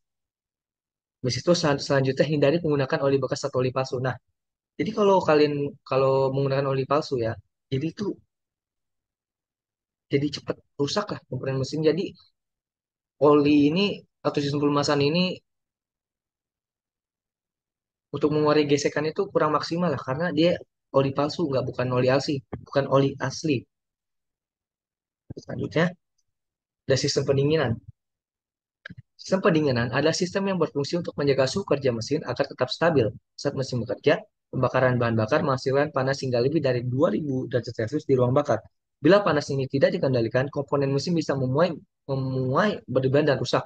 Sistem pendinginan bertugas menyerap, memindahkan, dan membuang panas berlebih agar suhu mesin tetap di kisaran ideal sekitar 80 hingga 90 derajat Celcius. Jadi kan mesin itu kan bekerja ya, yaitu menghasilkan panas lebih dari 2000 derajat Celcius. Nah, di sini fungsinya mesin pendinginan yaitu menstabilkan agar panas di mesin ini ideal, tidak terlalu panas. Oke, kalau kisaran ideal itu sekitar 80 hingga 90 derajat Celcius itu. Fungsi sistem pendinginan. Pertama, menjaga suhu mesin agar tidak terlalu panas. Jadi istilah itu overheating atau terlalu dingin. Kedua itu meningkatkan efisiensi pembakaran. Suhu kerja ideal membuat bahan bakar terbakar sempurna. Yang ketiga itu mencegah kerusakan pada komponen seperti piston, silinder, dan katup. Keempat itu mengurangi kausan akibat ekspansi logam yang berlebihan. Yang kelima itu menjaga kenyamanan dengan mengatur panas yang dialirkan ke sistem pemanas kabin pada kendaraan. Ya tadi yang saya sebutkan, ya seperti yang saya sebutkan tadi, jadi fungsi sistem pendinginan ini untuk menstabilkan kendaraan agar tidak terjadi overheating. Jenis-jenis sistem pendinginan. Ada dua jenis sistem pendinginan yang paling umum digunakan. Yang pertama itu ada sistem pendinginan udara, air cooling system. Pendinginan dilakukan dengan hembusan udara langsung ke permukaan mesin. Sirip-sirip pendingin fin dipasang di sekitar silinder dan kepala silinder untuk memperluas area pembuangan. Sistem ini sederhana, ringan, dan cocok untuk motor dan mesin kecil. Namun kelemahannya pendinginan kurang merata dan sangat tergantung pada kecepatan udara. Selanjutnya ada sistem pendinginan air, liquid cooling system. Jadi yang tadi itu udara itu air cooling system, yang pendingin airnya liquid cooling system. Pada sistem ini, air atau cairan pendingin coolant disirkulasikan melalui saluran di sekitar silinder. Panas diserap oleh cairan tersebut, kemudian dibawa ke radiator untuk didinginkan oleh udara luar sebelum disirkulasikan kembali ke mesin. Sistem ini lebih kompleks tapi jauh lebih efisien dan banyak digunakan pada mobil dan motor besar. Selanjutnya komponen-komponennya. Komponen-komponen penting sistem pendinginan. Yang pertama ada radiator. Radiator itu tempat untuk membuang panas udara. Yang kedua itu ada pompa air, water pump. Fungsinya untuk mengalirkan air pendingin ke seluruh saluran pendinginan. Ketiga ada kipas pendingin, cooling fan. Itu untuk membantu menghembuskan udara ke radiator. Yang keempat ada termostat. Itu katup otomatis yang membuka ketika suhu air mencapai titik tertentu, biasanya 80 sampai 90 derajat Celcius. Yang kelima ada saluran air, water jacket, yaitu saluran di sekitar silinder tempat air menyerap panas. Yang selanjutnya ada tangki ekspansi, yaitu untuk menampung kelebihan air pendingin ketika suhu naik. Selanjutnya ada tutup radiator, yaitu berfungsi untuk mengatur tekanan agar titik air meningkat. Prinsip kerjanya yaitu sistem pendinginan bekerja dengan menyerap panas dari mesin lalu membuangnya ke udara atau cairan pendingin agar suhu kerja mesin tetap stabil. Saat mesin beroperasi, panas dari ruang bakar ditransfer ke media pendingin, bisa berupa udara, air, atau oli, yang kemudian membuang panas tersebut ke lingkungan luar. Pada sistem pendinginan udara, panas disebarkan melalui sirip-sirip pada blok silinder dan aliran udara kipas. Pada sistem pendinginan cair, air atau coolant mengalir melalui saluran di blok mesin atau melewati radiator untuk menurunkan suhunya. Selanjutnya ada jenis cairan pendinginan. Yang pertama air biasa, H2O. Jadi H2O ini murah tapi mudah menyebabkan karat. Jadi karena harga murah itu dia mudah menyebabkan karat. Selanjutnya ada coolant. Campuran air dan etilen glikol memiliki didih tinggi dan tahan karat. Selanjutnya ada antifreeze digunakan di daerah dingin agar cairan tidak membeku. Jadi direkomendasikan ini pakai coolant ya. Perawatan sistem pendinginan. Beberapa langkah perawatan agar sistem pendinginan tetap optimal adalah periksa ketinggian air radiator secara rutin. Kedua, gunakan coolant asli, jangan air keran biasa. Bersihkan radiator secara berkala dari debu dan kerak. Periksa kondisi selang, pompa air, dan kipas agar tidak bocor. Selanjutnya, ganti coolant setiap 20.000 sampai 40.000 km sesuai rekomendasi. Jadi, kalau sudah melewati batas waktu, yaitu sekitar 20.000 sampai 40.000 km, direkomendasikan coolantnya itu diganti. Hubungan sistem pelumasan dan pendinginan. Kedua sistem ini saling berkaitan erat saat mesin bekerja. Oli juga membantu penyerap panas dan menyalurkannya ke bak oli. Sedangkan sistem pendinginan utama mengatur suhu keseluruhan mesin. Jika salah satu gagal, kinerja mesin akan terganggu. Mesin yang overheat dapat menyebabkan oli menguap dan kehilangan kekentalannya, viskositasnya tadi, sehingga pelumasan tidak efektif. Jadi, pelumasan dan pendinginan merupakan dua sistem vital saling mendukung dan menjaga mesin tetap sehat dan tahan lama. Jadi, sistem pelumasan dan sistem pendinginan ini saling berkesinambungan, saling berhubungan. Kalau salah satu sistem mati ya mesin tidak akan bekerja secara maksimal. Atau bahkan terjadi overheating kalau tidak ada sistem pendinginan, gesekan mesin atau mesin akan cepat rusak kalau tidak sistem pelumasannya, oli tadi. Gejala kerusakan pada kedua sistem. Lampu indikator oli menyala, yaitu tekanan oli rendah atau pompa oli rusak. Dapat diartikan seperti itu. Mesin naik gratis, asalnya radiator bocor atau kipas tidak berfungsi. Suara kasar di mesin, pelumasan tidak lancar. Selanjutnya ada asap keluar dari kap mesin, sistem pendinginan gagal bekerja. Kesimpulan, sistem pelumasan dan sistem pendinginan adalah dua bagian penting dalam menjaga kehidupan mesin. Pelumasan mencegah gesekan berlebihan dan keausan, sedangkan pendinginan menjaga suhu kerja tetap ideal. Tanpa keduanya, mesin akan cepat rusak, boros bahan bakar, dan berumur pendek. Perawatan rutin, penggunaan oli serta coolant berkualitas, dan pemeriksaan berkala adalah kunci utama agar mesin tetap awet dan bertenaga. Jadi kalau kalau mau mesin tetap awet dan bertenaga, harus dilakukan perawatan rutin, penggunaan oli serta coolant berkualitas, dan pemeriksaan berkala.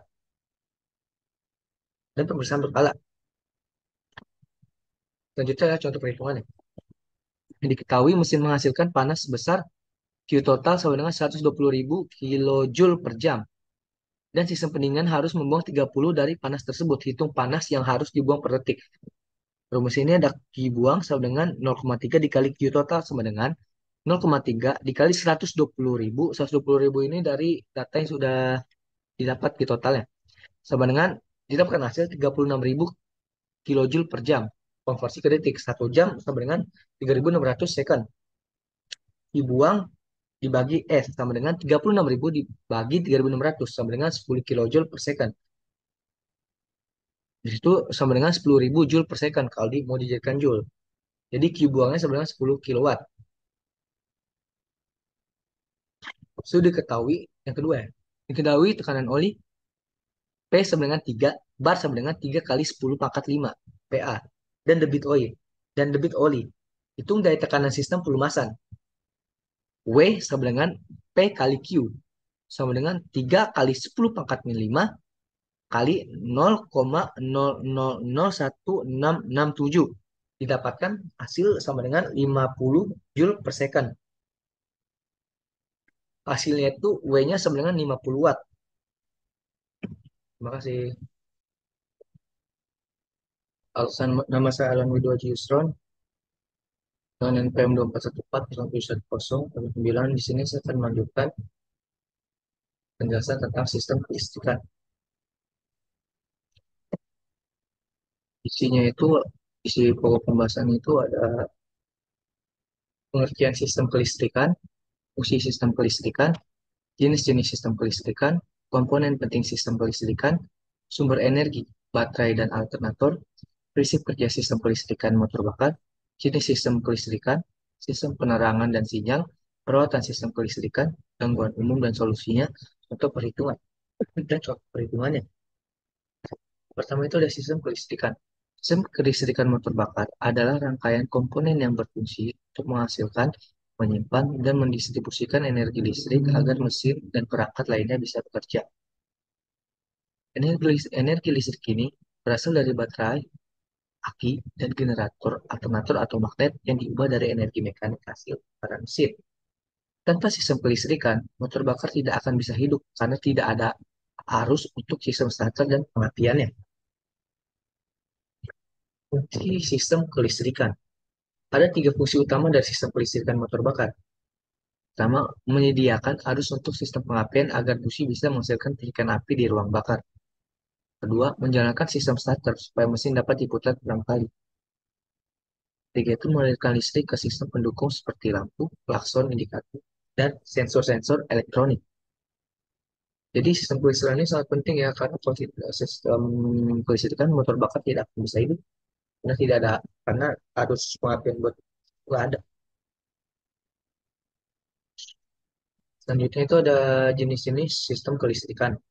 Secara umum, jenis kelistrikan motor bakar dibagi menjadi tiga bagian besar. Pertama di sistem pengapian, ignition system, berfungsi menghasilkan ikan api di busi, terdiri dari baterai, koil, CDI atau platina, dan busi. Tipe pengapian bisa dibedakan menjadi pengapian konvensional, platina, pengapian CDI, kapasitor discharge ignition, CDI itu di pengapian TCI, transistor control ignition. Selanjutnya ada sistem pengisian, charging system. Bertugas mengisi ulang aki ketika mesin hidup. Komponen utamanya ada alternator, regulator atau rectifier, dan aki. Alternator memasukkan arus AC yang diubah menjadi DC oleh regulator. Sistem starter, starting system, bertugas memutar power saat pertama kali mesin dihidupkan. Komponennya itu ada baterai, motor starter, delay atau solenoid starter, dan saklar starter. Selanjutnya ada komponen penting sistem kelistrikan. Pertama, yang paling penting adalah baterai aki. Baterai aki, sumber listrik utama saat mesin belum hidup. Menyimpan energi listrik dalam bentuk kimia, biasa bertegangan 12 volt pada kendaraan modern. Harus menjaga tegangannya agar sistem tetap stabil. Jadi, baterai aki ini ibaratnya jantung lah untuk motor motor sekarang. Karena tanpa aki motor nggak bakal bisa hidup.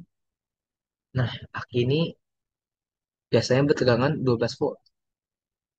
Itu ada kunci kontak menghubungkan atau berfungsi menghubungkan atau memutus arus listrik dari baterai ke sistem kendaraan.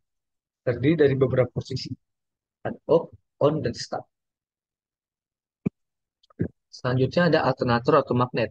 Itu mengubah energi mekanik dari mesin menjadi energi listrik.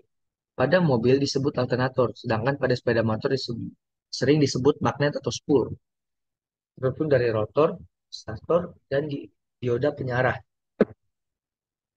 Selanjutnya ada regulator atau rectifier.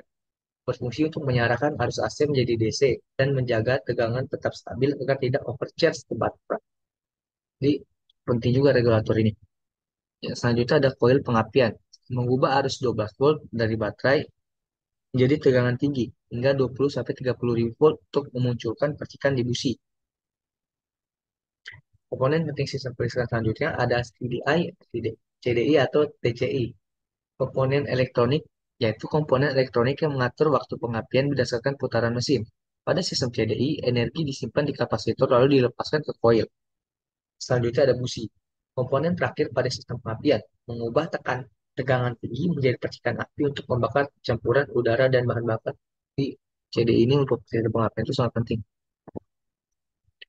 Sumber energi, baterai, dan alternator. Jadi karena tadi Afini saat menteri berotostan ini dijelaskan secara lebih lanjut lagi, berfungsi menyimpan energi listrik dalam bentuk kimia. Dan saat mesin mati, aki menjadi sumber utama untuk sistem starter dan pengapian. Biasanya bertegangan 12 volt pada kendaraan ringan. Harus jaga ketegangannya antara 12,4 sampai 12,8 volt agar bisa bekerja optimal. Itu tadi baterai atau aki. Selanjutnya ada alternator atau spool. Saat mesin hidup, alternator menghasilkan arus listrik melalui proses induksi elektromagnetik. Energi mekanik dari mesin diputar menjadi energi listrik. Arus AC dari alternator diubah menjadi DC oleh regulator atau rectifier sebelum masuk ke baterai. Keduanya bekerja bergantian. Saat mesin mati, aki berfungsi utama. Saat mesin hidup, alternator mengambil alih pengisian. Prinsip kerja sistem kelistrikan motor bakar. Secara sederhana, prinsip kerja sistem kelistrikan motor bakar adalah mengubah energi kimia dari aki menjadi energi listrik. Kemudian sebagian diubah lagi menjadi energi mekanik atau panas, cikan api. Agar mesin dapat hidup dan seluruh komponen listrik kendaraan berfungsi. Jadi ide ini mengubah energi kimia dari api jadi energi listrik. Kemudian diubah lagi menjadi energi mekanik atau panas, percikan api. Jadi itu. Selanjutnya, prinsip kerja dijelasinnya itu lebih rinci di sini. Prinsip kerja sistem kelistrikan motor bakar. Sumber energi listrik, aki baterai. Saat mesin belum hidup, satu-satunya sumber listrik adalah aki. Aki menyimpan energi dalam bentuk energi kimia yang akan diubah menjadi energi listrik ketika dibutuhkan. Energi listrik dari aki mengalir ke berbagai sistem seperti starter, pengapian, dan lampu. Selanjutnya, proses menghidupkan mesin sistem starter. Ketika kunci kontak diputar, arus listrik dari aki mengalir ke motor starter. Motor starter mengubah energi listrik menjadi energi mekanik untuk memutar force engine. Putaran ini menyebabkan udara dan bahan bakar masuk ke ruang bakar dan siap untuk dibakar. Selanjutnya ada proses pembakaran sistem pengapian. Pada saat force engine berputar, sistem pengapian bekerja, arus listrik dari aki atau koil pengapian diubah menjadi tegangan tinggi yang dikirim ke busi. Di busi, tegangan tinggi ini melompat ke celah elektroda dan menimbulkan percikan api. Percikan api membakar campuran udara dan bahan bakar di ruang bakar, menghasilkan tenaga untuk menggerakkan mesin. Jadi percikan api tadi dari busi tadi membakar campuran udara dan bahan bakar di ruang bakar. Jadi dia menghasilkan tenaga untuk menggerakkan mesin. Jadi ada mesin menghasilkan energi listrik sistem pengisian. Setelah mesin hidup, alternator generator berputar bersama mesin. Alternator mengubah energi mekanik dari mesin menjadi energi listrik dengan prinsip induksi elektromagnetik. Listrik yang dihasilkan digunakan untuk mengisi kembali aki agar tetap penuh. Menyuplai daya ke semua sistem listrik kendaraan seperti lampu, klakson, dan instrumen panel. Agar tegangan tidak terlalu tinggi, digunakan voltage regulator untuk menstabilkan arus dan tegangan tinggi. Jadi kalau biar tegangan terlalu tinggi itu digunakan voltage regulator ya, untuk yaitu untuk menstabilkan arus dan tegangan listrik. Distribusi energi ke komponen lain. Setelah mesin hidup, listrik dari alternator dan aki disalurkan ke berbagai beban listrik seperti lampu depan, lampu rem, dan lampu sen. klakson, wiper, dan sistem klakson, wiper, dan sistem audio, sensor dan kontrol elektroda pada kendaraan modern, siklus berulang. Setelah semua sistem bekerja, proses akan terus berulang selama mesin hidup. Alternator terus menghasilkan listrik, aki terus terisi, sistem pengapian terus menyalakan campuran udara bahan bakar, semua sistem listrik berfungsi normal. Normal. Jadi setelah tadi semua sudah apa namanya sudah berlaku, jadi siklus itu berulang-ulang terus. Jadi itu alternator terus menghasilkan listrik, jadi aki tutup terus mengisinya, tempat penyimpanannya lah. Dan sistem pengapian yang busi tadi terus menyalakan campuran udara bahan bakar. Jadi semua sistem listrik berfungsi jadi normal. Gitu. Ini sistem kelistrikan. Secara umum, sistem kelistrikan motor bakar dibagi menjadi tiga bagian besar. Yang pertama itu ada sistem pengapian, ignition system, berfungsi menghasilkan percikan api di busi. Busi tadi terdiri dari baterai, koil, CDI atau perina dan busi. Tipe pengapian bisa dibedakan menjadi pengapian konvensional, pertina, pengapian CDI, kapasitor discharge ignition, terus pengapian TCI, transistor control ignition. Itu pengisian charging system. Bertugas mengisi ulang aki ketika mesin hidup. Komponen utama ada alternator, regulator, atau rectifier, dan aki. Alternator memasukkan arus AC yang diubah menjadi DC oleh regulator. Itu guna alternator tadi atau spool tadi. Yang ketiga itu ada sistem starter, starting system. Bertugas memutar force and call saat pertama kali mesin dihidupkan. Komponennya ada baterai, starter, delay atau solenoid starter, dan saklar starter.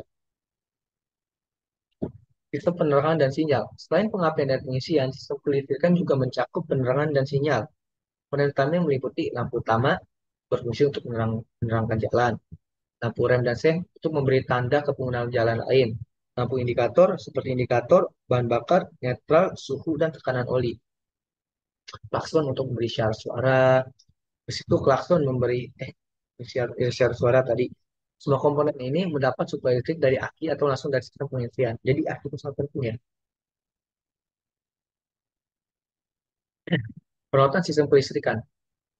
Agar sistem kelistrikan tetap normal dan bekerja normal, lakukan perawatan rutin seperti periksa tegangan aki secara berkala, bersihkan terminal baterai dari karat atau kotoran, pastikan kabel dan konektor tidak longgar terkelupas, cek kondisi busi dan koil, pastikan tidak aus atau retak, periksa sistem pengisian, pastikan tegangan alternator normal. Normal biasanya tegangan alternator itu ada di 13,5 sampai 14,5 volt.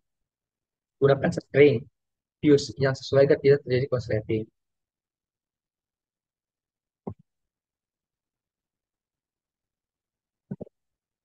Selanjutnya, gangguan umum dan solusinya. Beberapa masalah umum yang sering terjadi pada sistem kelistrikan antara lain aki cepat tekor, bisa disebabkan lampu rusak atau regulator tidak bekerja, starter tidak berfungsi, periksa periksa relay. Jadi harus diperiksa relaynya, saklar atau motor starter ya. Di situ busi tidak membersihkan api, cek koil. Jadi kalau busi tadi tidak membersihkan api, yang harus dicek itu ada cek koilnya, CDI atau kabel businya. Kalau lampu redup atau mati, yang dicek itu bisa jadi karena tegangannya rendah, soket longgar, atau kabel putus. Kering sering putus. Indikasinya adalah hubungan arus pendek. Penting untuk lakukan pemeriksaan bertahap, mulai dari sumber listrik, jalur kabel, hingga beban akhir. Jadi di sini ada contoh perhitungannya. Alternator menghasilkan tegangan 14 volt dengan arus maksimum 50 A. Jadi perhitungan daya listriknya P sama dengan V dikali I. Jadi V itu sama dengan tegangan alternator. Tegangan alternator, I sama dengan arus maksimum A. Jadi jadi tinggal dikalikan saja. 14 dikali 50. Didapatkan hasil 700 watt. Habis itu aki 12. Ada soal perhitungan selanjutnya. Aki 12 watt mengaliri kumparan starter dengan hambatan R sama dengan 0,3 ohm. Perhitungan arusnya I sama dengan V dibagi R. Jadi untuk V itu sama dengan tegangan aki, R itu hambatan kumparan starter. Jadi satuannya ohm. Tegangan aki ini satuannya volt ya. Jadi I sama dengan V dibagi R sama dengan 12 dibagi 0,3 dapatkan hasil 40 A. Selanjutnya ada perhitungan tegangan jatuh pada kumparan. R sama dengan I dikali R. sama dengan 40 dikali 0,3. Di RR kan tadi 0,3, I-nya itu 40. Jadi tinggal dikalikannya saja. Didapatkan hasil 12 volt. Jadi untuk kelistrikan ini sangat penting di mesin ya, untuk bakar. Tanpa sistem kelistrikan ini, apa namanya, mesin tidak akan menyala. Karena sistem kelistrikan itu ada baterai aki, ada kunci kontak, ada sistem pengisian, charging system, sistem starter, per sistem. Di situ ada juga ini namanya alternator magnet, ada regulator rectifier, ada koil pengapian, CDI atau CTI. Nah, CDI dan atau CTI ini juga penting. Dan selanjutnya ada busi. Busi ini juga penting ya. Masih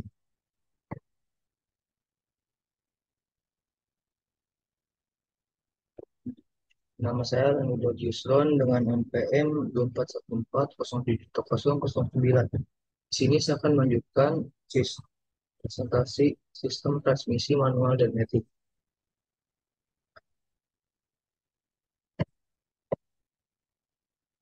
Di pokok pembahasannya itu berisi pendahuluan sistem transmisi, fungsi utama sistem transmisi, komponen utama sistem transmisi manual, prinsip kerja transmisi manual, kelebihan transmisi manual, kekurangan transmisi manual, komponen utama transmisi matic, prinsip kerja transmisi otomatis. Jadi otomatis ini matic ya.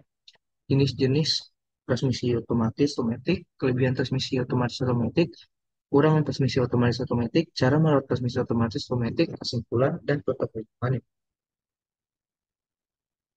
Pertama itu pendahuluan. Sistem transmisi adalah salah satu komponen penting dalam kendaraan bermotor, baik mobil maupun sepeda motor. Fungsinya adalah menyalurkan tenaga dari mesin ke roda penggerak, agar kendaraan bisa bergerak dengan efisiensi sesuai kebutuhan pengemudi. Tanpa sistem transmisi, tenaga dari mesin tidak akan bisa dikontrol dan kendaraan akan sulit bergerak atau menyesuaikan kecepatan. Transmisi juga berperan untuk mengubah momen butir torsi dan kecepatan putaran agar sesuai dengan kondisi jalan. Secara umum, sistem transmisi terbagi menjadi dua jenis utama, yaitu transmisi manual dan transmisi otomatis otomatis. Masing-masing memiliki komponen cara kerja serta kelebihan dan kekurangan tersendiri. Jadi, sistem transmisi ini terbagi menjadi dua umumnya ya, yaitu transmisi manual dan transmisi otomatis. Dan komponen cara kerjanya juga masing-masing pasti berbeda ya. Pertama itu sistem transmisi. Sistem transmisi adalah rangkaian komponen pada kendaraan yang berfungsi untuk menyalurkan tenaga dari mesin ke roda penggerak, sehingga kendaraan dapat bergerak dengan kecepatan dan torsi sesuai dengan kebutuhan. Sederhana, transmisi mengatur perbandingan putaran mesin dengan putaran roda, agar agar kendaraan bisa berjalan halus, kuat di tanjakan, dan efisien di jalan datar. Jadi, sistem transmisi ini mengatur inilah mesin agar kendaraan bisa berjalan halus. Jadi kalau misal tanjakan kuat di tanjakan, dan efisiensi kalau di jalan datar. Efisien. Fungsi utama sistem transmisi.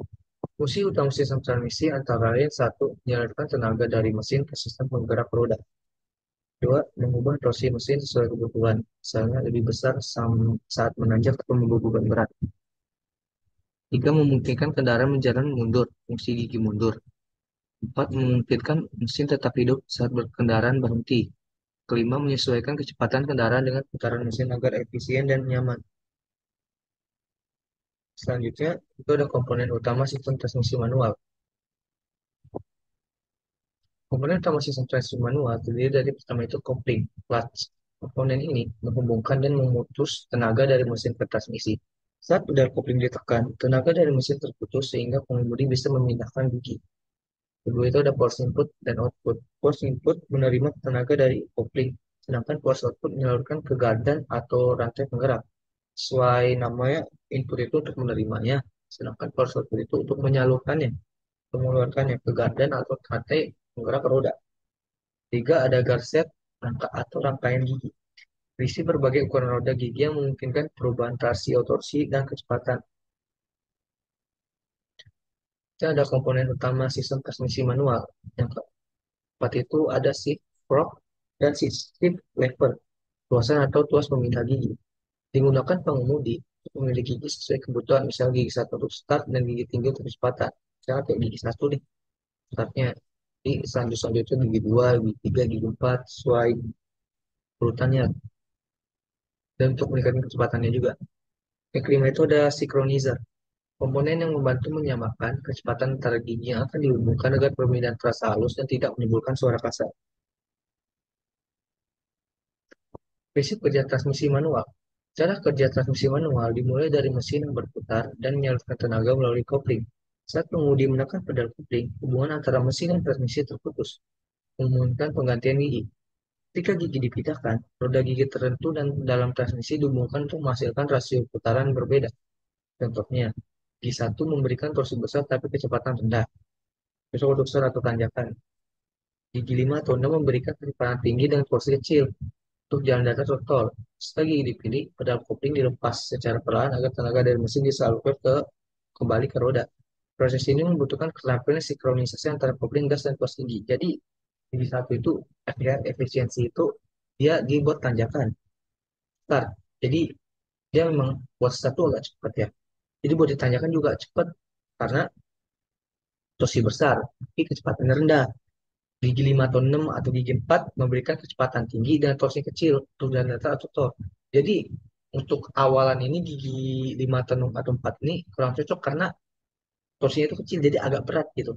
Tapi kecepatannya tinggi misalnya udah berawal dari gigi satu dulu, gigi 2, gigi 3, gigi 4 dan gigi seterusnya. Baru gigi 5 dan 6 ini bisa lebih kencang lah.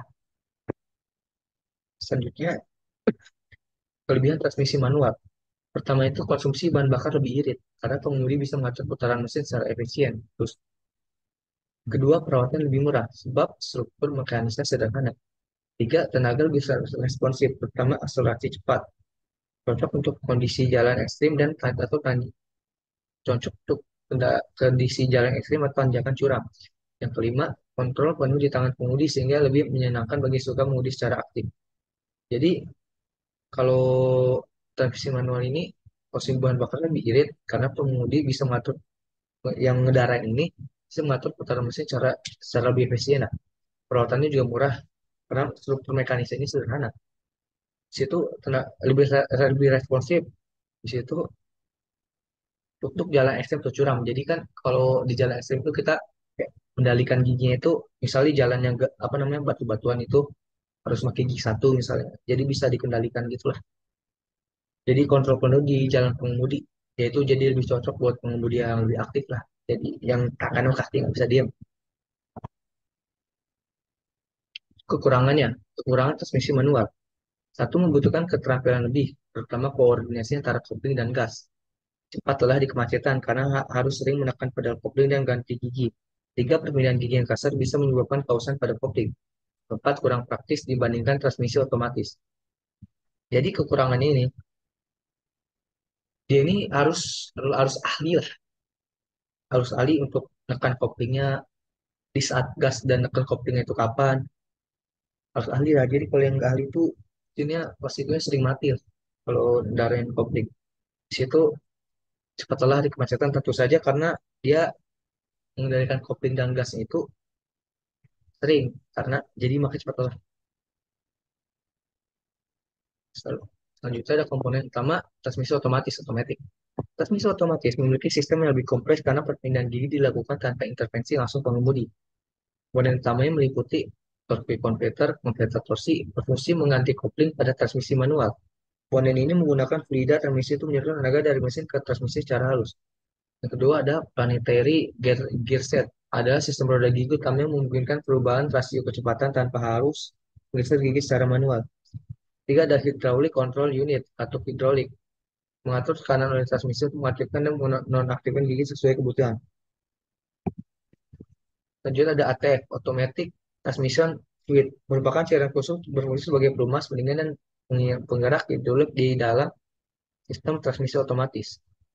Yang kelima, ECU, Electronic Control Unit. Pada sistem otomatis modern, komputer ini mengatur pemilihan gigi berdasarkan kecepatan kendaraan bebas mesin dan posisi pedal. Jadi di setiap yang otomatis itu pasti ada ECU ya, atau Electronic Control Unit.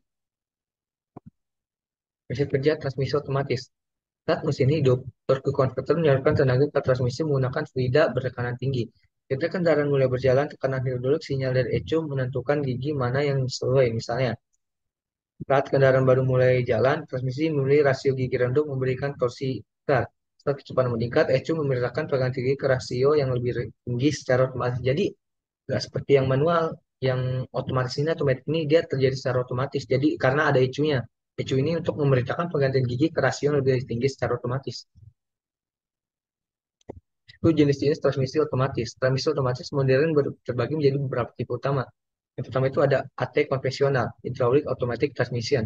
Gunakan torque converter dan planetary gear. Umum pada mobil metik biasa,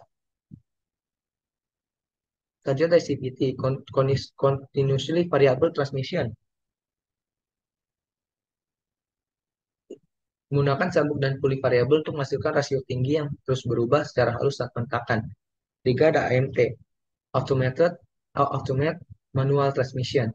Sistem manual yang digerakkan otomatis menggunakan aktuator dan kontrol elektronik. DCT, Dual Clutch Transmission. Menggunakan dua kopling untuk perpindahan gigi yang cepat dan efisien biasanya pada mobil berperforma tinggi. Kelebihan transmisi otomatis.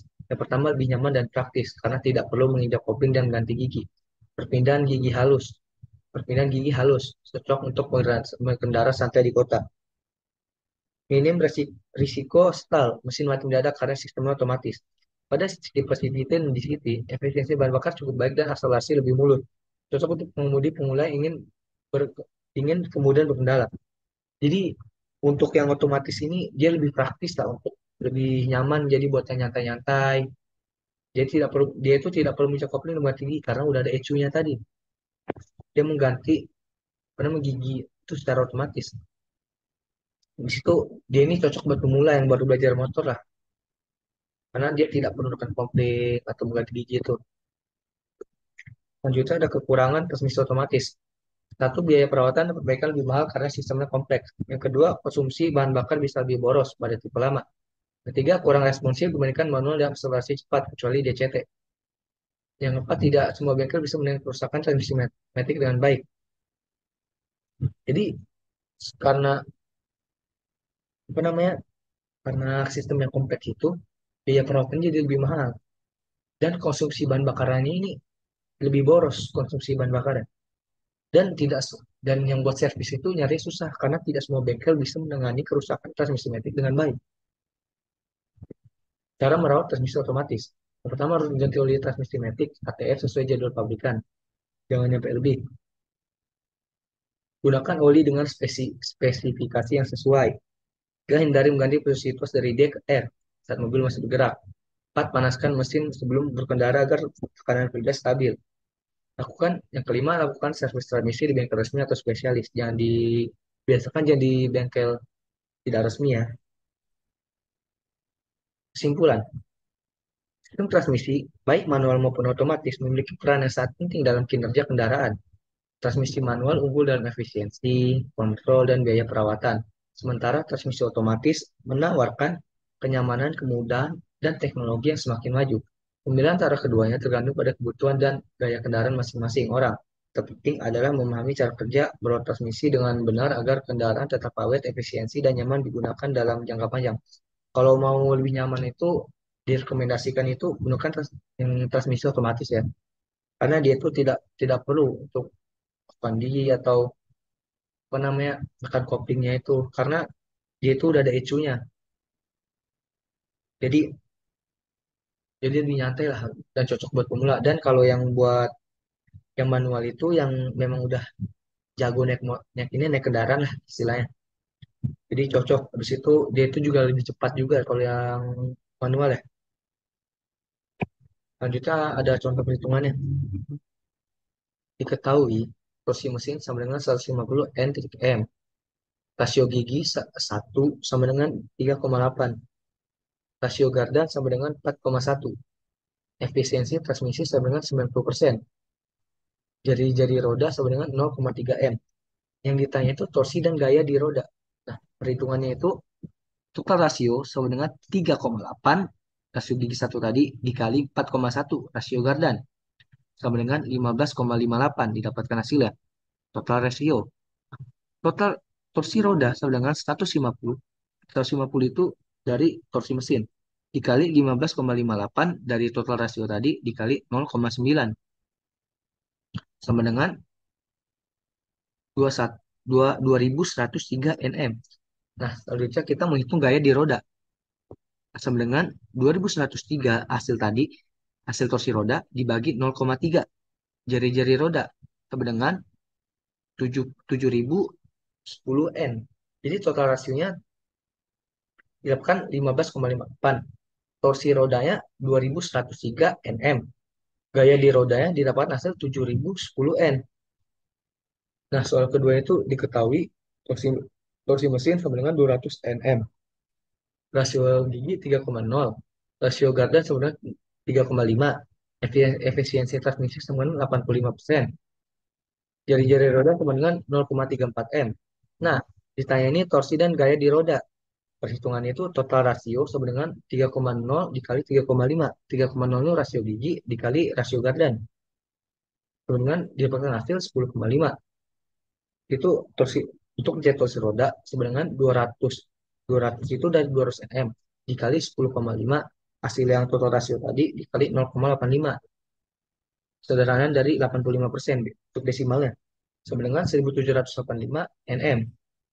Gaya di roda sama dengan 1785 hasil torsi roda tadi dibagi 0,34 jari-jari roda didapatkan hasil 5250 N. Jadi jawabannya torsi di roda 1785 Nm, gaya dorong di roda 5250 N. Terima kasih.